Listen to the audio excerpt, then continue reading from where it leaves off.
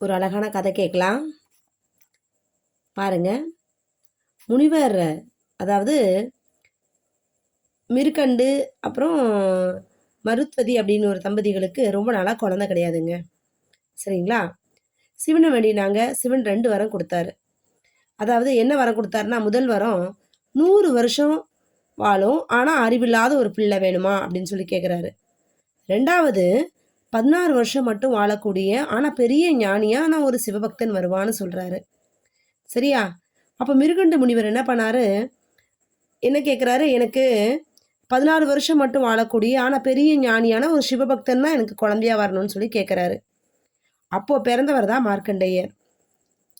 ஒரு 16 வயசு ஆகுது அவருக்கு. ஆகும்போது என்னாச்சு, மார்க்கண்டேயன் வளர்ந்து ஒரு பெரிய சிவபக்தராக ஆனார். சரியா? 16 வயது அவருக்கு முடியும் பொழுது பார்த்தீங்கன்னா,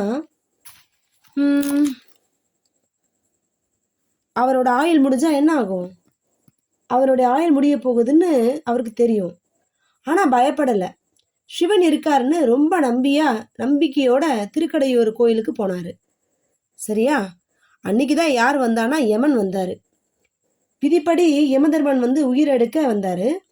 ஆனால் மார்க்கண்டேயர் என்ன பண்ணார், சிவலிங்கத்தை அப்படியே கட்டி பிடிச்சி ஓம் நம சிவாய, ஓம் நம சிவாய, ஓம் நம சிவாய, ஓம் நம சிவாய, ஓம் நம சிவாய, ஓம் நம சிவாய, ஓம் நம சிவாய அப்படின்னு என்ன பண்ணாரா, இந்த பஞ்சாக்தரத்தை சொல்லிக்கிட்டே இருந்தாராம்.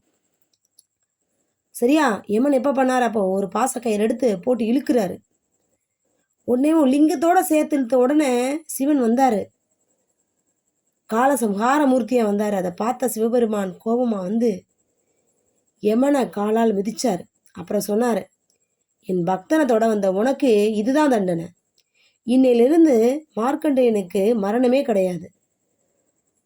16 வயசுல நிறுத்தி எப்பவும் பாருங்க, இனிமே இதே 16 வயசு பாலகனாவே இவன் வந்து இருப்பான் அப்படிங்கிற வரத்தை வந்து கொடுத்துட்டாராம். அதனால தான் பார்த்தீங்க அப்படின்னா சிவனுக்கு காலசம்ஹார மூர்த்தின்னு ஒரு பேர் வந்துச்சு. இந்த கதை நமக்கு என்ன சொல்லுது தெரியுங்களா? நல்லா கேளுங்க. உண்மையான பக்தி இருந்தால் நம்மளோட விதியே மாறும். மரணம் கூட சிவன் முன்னாடி நிற்கவே முடியாது.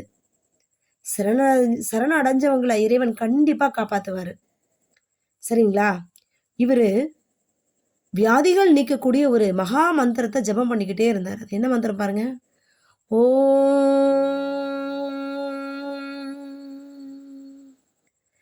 திரியம்பகம் யஜாமஹே சுகந்திம் புஷ்டிவர்தனம், ஓம் திரியம்பகம் யஜாமஹே சுகந்திம் புஷ்டிவர்தனம், ஓம் திரியம்பகம் யஜாமஹே சுகந்திம் புஷ்டிவர்தனம்,